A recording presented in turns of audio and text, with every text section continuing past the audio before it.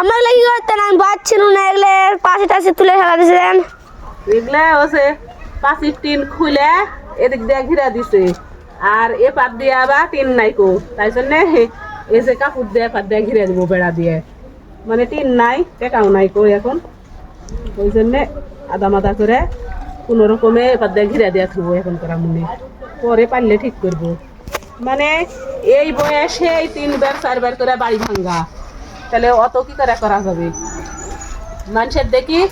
অনেক মানুষের মানে হওয়া থেকে মরা পর্যন্ত একটা বাড়িতে থাকতে পারে আর আমারে 3টা 4টা বাড়ি ভাঙ্গা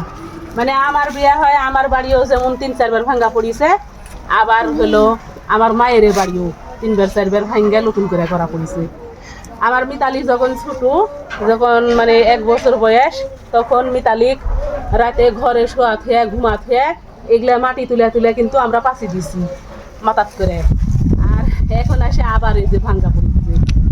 মানে এতবার বাড়ি ভাঙ্গা দেওয়া যা কষ্ট যারা করে তারাই জানে আর এপার দিয়ে এই যে কাপড়ের বেড়া দিব তো তাই জন্য কাপড়টা সেলাই করছি এভাবে সেলাই করে এর ভিতর দড়ি দিয়ে দিলে ভালো হবে মানে কাপড়ের বেড়া দিলে এখন কয়দিন থাকবে না জানি না তো তাও যেহেতু টাকা পয়সা নাই এখন হাত ছোট তো ওই জন্যে এভাবে আদা মাদা করে দেওয়া লাগবে আর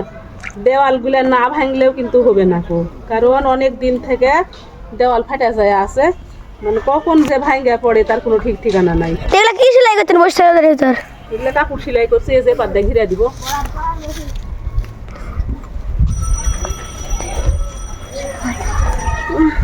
তিন কেনা টাকা নাই এখানে কাপড় দিয়ে ঘিরে দেওয়া লাগবে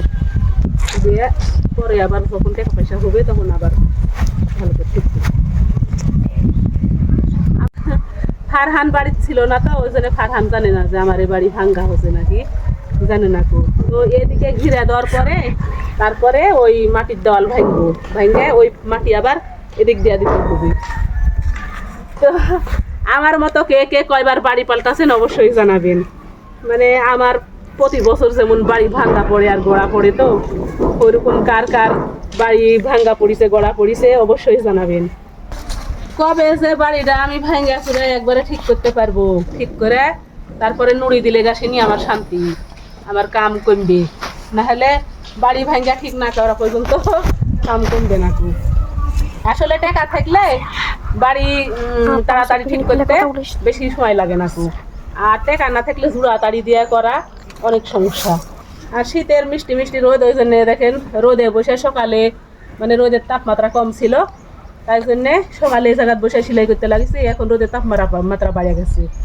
এখন গরম লাগছে এখন এই জায়গার থেকে সরা লাগবে